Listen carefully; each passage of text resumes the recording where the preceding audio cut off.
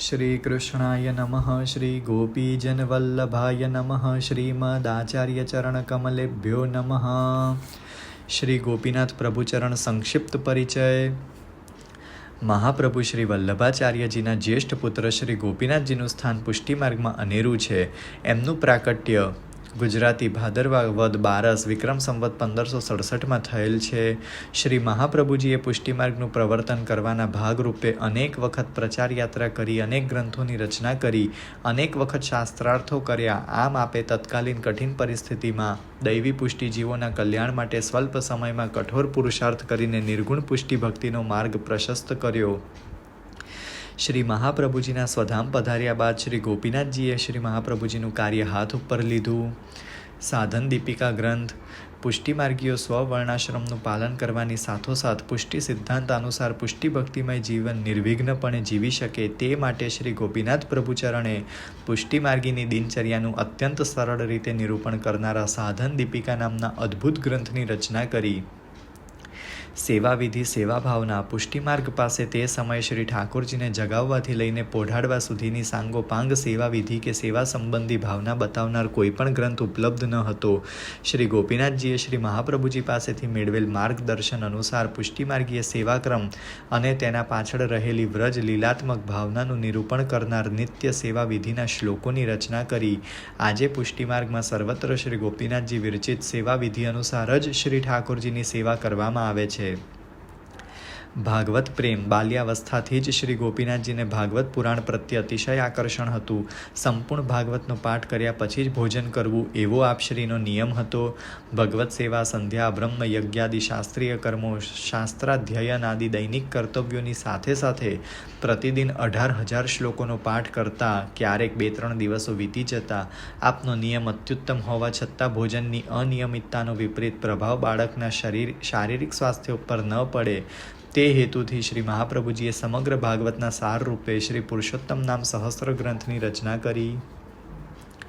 શ્રી મહાપ્રભુજીના પ્રતિનિધિ, પુષ્ટિ માર્ગીય સેવા વિધિ સેવા ભાવના પ્રદર્શક, શ્રી મહાપ્રભુજીના હાર્દને જાણનારા શ્રી ગોપીનાથ પ્રભુચરણોનું પુષ્ટિ માર્ગીય પરંપરામાં અનન્ય સ્થાન છે, જે શ્રી ગુસાઈજી તેમજ શ્રી પુરુષોત્તમજી વિરચિત મંગલ શ્લોકોથી સમજી શકાય છે.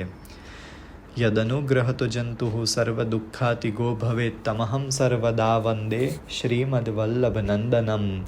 જન્મ લઈને સાંસારિક દુઃખોના સાગરમાં ડૂબવા જતો જીવ જેમની કૃપાથી બધા દુઃખોથી બચી જાય છે, એવા શ્રી મહાપ્રભુજીના પુત્ર શ્રી ગોપીનાથજીને હું સર્વદા વંદન કરું છું. શ્રી ગુસાઈજી.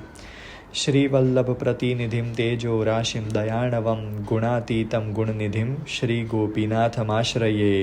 તેજના ભંડાર, દયાના સાગર, લૌકિક ગુણોથી અતીત અને અલૌકિક ગુણોના નિધિ તેમજ શ્રી મહાપ્રભુજીના પ્રતિનિધિ એવા શ્રી ગોપીનાથજીનો હું આશ્રય લઉં છું. શ્રી પુરુષોત્તમજી. અથ સાધન દીપિકા ગ્રંથ મંગલાચરણ.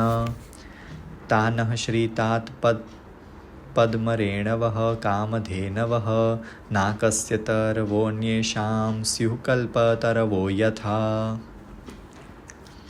જેમ બીજાઓની ઈચ્છા પૂર્તિ કરવાવાળા સ્વર્ગના કલ્પવૃક્ષ અને કામધેનુ હોય છે, તેમ અમારા માટે તો અમારા પિતા મહાપ્રભુ શ્રી વલ્લભાચાર્યના ચરણ કમળોની રજ જ કલ્પતરુ અને કામધેનુ સમાન થાઓ. શ્રુતિ સ્મૃતિ શિરોરત્ન નિરાજિત પદાંબુજમ યશોદોત્સંગ લલિતમ વંદે શ્રીનંદનંદનમ. શ્રુતિ સ્મૃતિ રૂપી ઉત્તમ રત્નોથી જેઓના ચરણ કમળ અત્યંત શોભી રહ્યા છે, એવા યશોદાના ખોળામાં ખેલતા નંદનંદન શ્રી કૃષ્ણને હું વંદન કરું છું. આ ગ્રંથમાં ઉપદિષ્ટ બાબતોમાં પ્રમાણ, શ્રુતિ, સ્મૃતિ, પુરાણ, તંત્ર વગેરે શાસ્ત્રોની શ્રીમદ આચાર્ય ચરણ દ્વારા પ્રકટ કરવામાં આવેલ વ્યાખ્યા છે. ભક્તિ માર્ગ વિતાનાય યોવતીર્ણ હુતાશનઃ સ એવ નઃ પરમ માનમ શેષમસ્ય પ્રમાંતરમ.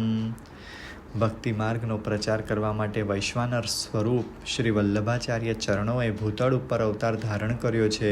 તેમના વચનો જ અમારા માટે પરમ પ્રમાણરૂપ છે. બીજા પ્રમાણો એના અંગભૂત અથવા તેની સરખામણીમાં ગૌણ પ્રમાણ છે. વેદ ત્રયી શિરોભાગ સૂત્ર વ્યાખ્યાન સંમતામ ભક્તિશાસ્ત્રાનુસારેણ કુર્વે સાધન દીપિકામ. ત્રણેય વેદોના શિરોભાગરૂપ ઉપનિષદ ઉપર લખાયેલા બ્રહ્મસૂત્ર પરના મહાપ્રભુ શ્રી વલ્લભાચાર્ય ચરણ વિરચિત ભાષ્યથી અવિરુદ્ધ પ્રકારે ભક્તિશાસ્ત્રના અનુસાર સાધન દીપિકા ગ્રંથની હું રચના કરું છું.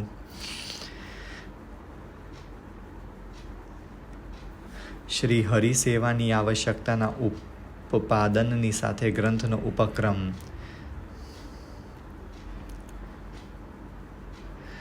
આત્માવાર ઇતિ શ્રુત્યા દર્શનૈક ફલો વિધિ શ્રવણાદ્યૈ પ્રતિજ્ઞાતઃ તમ ભજેત તમ રસેદિતિ. તસ્માદ ભારત સર્વાત્મા ભગવાન હરિરીશ્વરઃ શ્રોતવ્યઃ કીર્તિતવ્યશ્ચ સ્મર્તવ્યશ્ચેચ્છતા ભયં પુરુષસ્યા વિશેષેણ સંસારં પ્રજીહાસતઃ હરેર આરાધને મુક્તિઃ. આત્માનું દર્શન કરવું જોઈએ, શ્રવણ કરવું જોઈએ, મનન કરવું જોઈએ, નિધિધ્યાસન કરવું જોઈએ. આ શ્રુતિ વચનમાં પરમાત્મા દર્શન માટે પરમાત્માના શ્રવણ મનન નિધિધ્યાસન કરવાની આજ્ઞા છે. તે જ પ્રમાણે તેનું ભજન કરે, તેનો રસાનુભાવ કરે એવા વચનો પણ છે. શ્રુતિની જેમ સ્મૃતિમાં પણ માટે હે ભારત, સર્વાત્મા ભગવાન હરિ ઈશ્વરનું અભય ઈચ્છતા મનુષ્ય શ્રવણ કીર્તન સ્મરણ કરવું જોઈએ એમ કહ્યું છે. આ બધા વચનોથી સિદ્ધ થાય છે કે અહંતા મમતાત્મક સંસારને છોડવાની ઈચ્છાવાળા મનુષ્યે પ્રભુના આરાધનને જ મુક્તિરૂપ જાણવું. તેમાં શા માટે અને કેવો ગુરુ આવશ્યક હોય છે તેનું નિરૂપણ. તત્પ્રકારો નિરૂપ્યતે. મહાત્મ્ય જ્ઞાનપૂર્વો હિ સુદૃઢ સર્વતોધિક સ્નેહો ભક્તિરીતિ પ્રોક્ત તયા મુક્તિર્ન ચાન્યથા. મહાત્મ્ય જ્ઞાપનાયૈવ શ્રવણમ ગુણ કર્મણામ શાસ્ત્રાણામ ઉપયોગોત્ર તત્રાકાંક્ષા ગુરુર્ભવેત. કૃષ્ણ સેવા પરમ વીક્ષ્ય દંભાદિરહિતમ નરમ શ્રી ભાગવત તત્વજ્ઞમ ભજેત જિજ્ઞાસુરાદરાત. તેથી હવે ભગવત ભજનરૂપી મુક્તિની પ્રાપ્તિ જે સાધનથી થઈ શકે તે સાધનનું નિરૂપણ કરવામાં આવે છે. શાસ્ત્રમાં ભક્તિના લક્ષણનું કથન પ્રભુના મહાત્મ્યના જ્ઞાનપૂર્વક પ્રભુમાં સુદૃઢ અને સૌથી અધિક સ્નેહ એટલે ભક્તિ. આવી ભક્તિથી જ મુક્તિ મળે છે, અન્ય કોઈ પ્રકારે નહીં. આ પ્રમાણે કહ્યું છે. આ વચનમાં પ્રભુના ગુણકર્મોનું શ્રવણ કરવું તેને મહાત્મ્ય જ્ઞાનનું સાધન કહેવામાં આવ્યું છે. આ કાર્ય તો શાસ્ત્રથી જ થવું શક્ય હોવાથી સર્વપ્રથમ શાસ્ત્રના અધ્યયનની આવશ્યકતા હોય છે. શાસ્ત્રનું અધ્યયન ગુરુ વિના થઈ ન શકે, તેથી સર્વપ્રથમ સાધન ગુરુને માનવામાં આવે છે. તેથી પ્રભુના મહાત્મ્ય જ્ઞાનને પ્રાપ્ત કરવાની ઈચ્છાવાળો મનુષ્ય જે કૃષ્ણ સેવામાં તત્પર હોય, દંભાદિથી રહિત હોય અને શ્રી ભાગવત પુરાણના તત્વને જાણતો હોય તેવા નરની પરીક્ષા કરીને આદરથી એને ગુરુ માની ભજન કરે. ગુરુનું ભજન કરવા માટે ગુરુ કોને કરવા એ લક્ષણો દેખાડે છે કે જે કૃષ્ણ સેવામાં તત્પર હોય, દંભાદિથી રહિત હોય અને શ્રી ભાગવત પુરાણના તત્વને જાણતો હોય તેવા નરને ગુરુ કરવા. સ્વમાર્ગીય ગુરુનું પ્રથમ કર્તવ્ય ભગવાનની શરણાગતિ માટે દૈવી જીવોને પ્રેરિત કરવું છે. દેહ દ્રોણ્યાયાસૂનામ પરંપારમ ભવાંબુધૈઃ ગુરુણા કર્ણધારેણ યુત્તાર્યા સ્વોપદેશતઃ યો બ્રહ્માણં વિદધાતિ પૂર્વં યો વૈ વેદાંશ્ચ પ્રહિણોતિ તસ્મૈ તમ્હ દેવમ આત્મબુદ્ધિ પ્રકાશમ મુમુક્ષુર્વૈ શરણમ અહં પ્રપદ્યે સર્વધર્માન પરિત્યજ્ય મામેકમ શરણમ વ્રજ ઇતિ શ્રુત્યા તથા સ્મૃત્યા પ્રપત્યાદેશમ આદિતઃ. દેહરૂપી હોડી દ્વારા સંસાર સમુદ્રના પેલે પાર જવાની ઈચ્છાવાળાની નાવને તેનો કર્ણધાર નાવિક ગુરુ પોતાના ઉત્તમ ઉપદેશોથી પેલે પાર ઉતારે. શ્વેતાશ્વતર ઉપનિષદમાં કહ્યું છે કે જે પૂર્વ બ્રહ્માજીને પ્રકટ કરે છે અને તેઓને 3 વેદોનું દાન કરે છે તે આત્મબુદ્ધિથી પ્રકાશિત થનાર દેવને શરણે હું જાઉં છું. ભગવદ્ ગીતામાં પણ ભગવાને સ્વમુખે અર્જુનને આજ્ઞા આપી છે કે બધા ધર્મોનો પરિત્યાગ કરીને કેવળ મારા એકને શરણે આવ. આમ શ્રુતિ અને સ્મૃતિમાં સર્વપ્રથમ શરણાગત થવાનો આદેશ છે. સ્વમાર્ગીય દ્વિજ કુળના શિષ્યોનું કર્તવ્ય.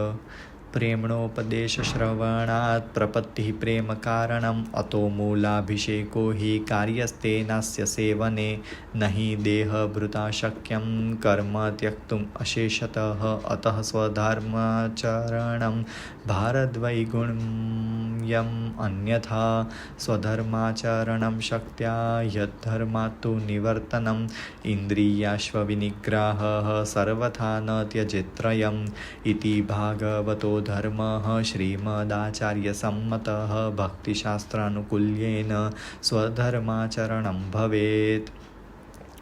ઉપરોક્ત લક્ષણવાળા ગુરુના મુખે શ્રદ્ધા પ્રેમથી ભગવત શાસ્ત્રના ઉપદેશનું શ્રવણ કરવાથી જેના વડે ભક્તિ સિદ્ધ થાય તેવું ભગવાનનું શરણ પ્રાપ્ત થાય છે. કલી કાળમાં કલ્યાણકારી પ્રાયઃ બધા શાસ્ત્રીય સાધનો જ્યારે દુસ્સાધ્ય બની ગયા છે ત્યારે અન્યાન્ય સાધનોમાં શ્રમ ન કરીને બધાનું મૂળ એવા પ્રભુના શરણરૂપી ઉપાયનું જ સેવન કરવું. શરીરધારી માટે કર્મોનો પૂર્ણપણે ત્યાગ કરવો શક્ય નથી હોતો. તેથી દરેક મનુષ્ય પોતપોતાના વર્ણ અને આશ્રમના ધર્માનુસાર કર્મ કરવા. જો આમ કરવામાં ન આવે તો સ્વધર્માચરણની ઉપેક્ષા અને સ્વચ્છંદ આચરણ આમ બેવડો દોષ લાગે.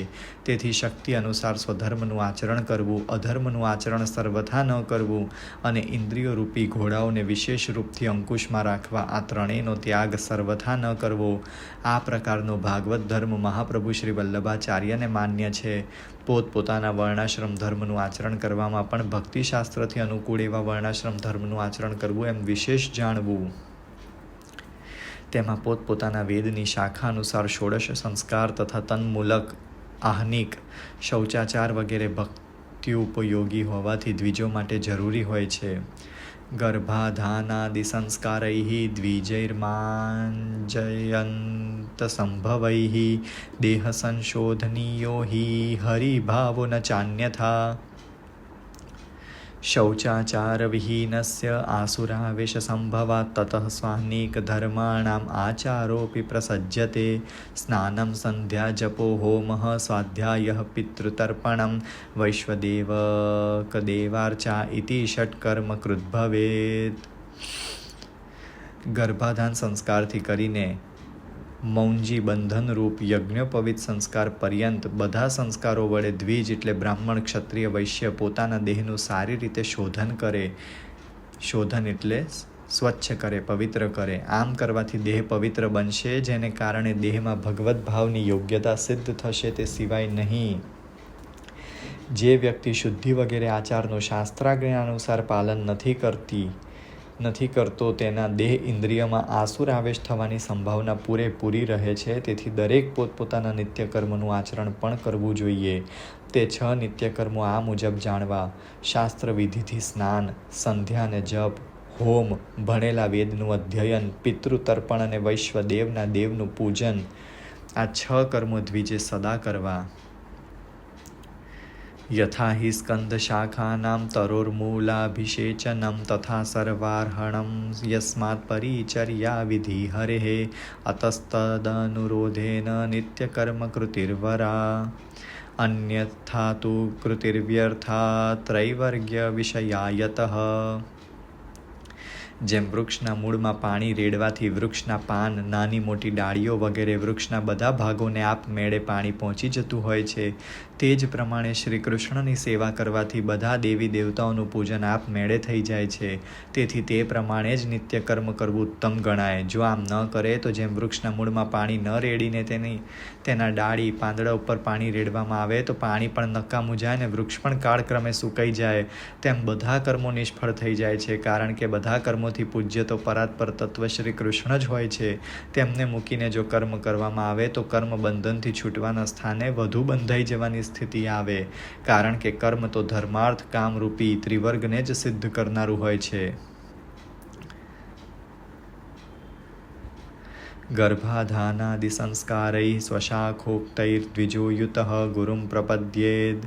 તેથી જે દ્વિજ ત્રિવર્ગમાં ફસાવા ન ઈચ્છતો હોય તેણે પોતાના વેદની શાખામાં કહ્યા પ્રમાણેના ગર્ભાધાન વગેરે સંસ્કારોથી પવિત્ર થઈને ભક્તિ માર્ગીય ગુરુના શરણે જવું. દ્વિજેતર શિષ્યોના કર્તવ્યનું નિરૂપણ. અન્યસ્તુ સદાચારોસ્ય સંશ્રયાત, જેઓ દ્વિજ ન હોય તેઓ તો શાસ્ત્રમાં બતાવ્યા મુજબ દ્વિજોની પરિચર્યા કરે અને સદાચાર પરાયણ રહીને ભક્તિ માર્ગીય ગુરુના શરણે જાય. અહીં શ્રી સાધન દીપિકાના 23 શ્લોકો પૂર્ણ થાય છે.